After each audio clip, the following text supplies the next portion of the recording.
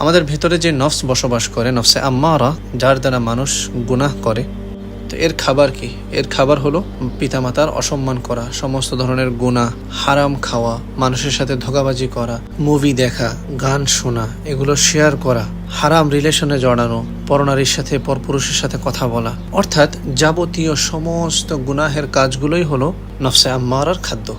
আরেকটা হলো খাওয়া দাওয়া করা। আর যে নফসে মুতমাইন্না আছে, এর খাবার কি? এর খাদ্য কি? এর খাদ্য হলো 5 ওয়াক্ত নামাজ, তাহাজ্জুদের ইহতেমাম করা, মানুষের সাথে উত্তম ব্যবহার করা, পিতামাতার সাথে সৎ ব্যবহার করা, সময় অসময়ে কোরআন তেলাওয়াত করা, জিকির করা, অর্থাৎ আল্লাহ তাআলা খুশি হয় এমন সমস্ত কাজ করা। তো এখন থেকেই একটু একটু করে নফসকে কন্ট্রোল করার হিম্মত করুন এবং নফসে আম্মারাকে পরিশুদ্ধ করে নফসে মুতমাইন্না বানাতে হবে। ঠিক আছে না ইনশাআল্লাহ? জাযাকুমুল্লাহু খাইর। আসসালামু আলাইকুম ওয়া রাহমাতুল্লাহি ওয়া বারাকাতুহু।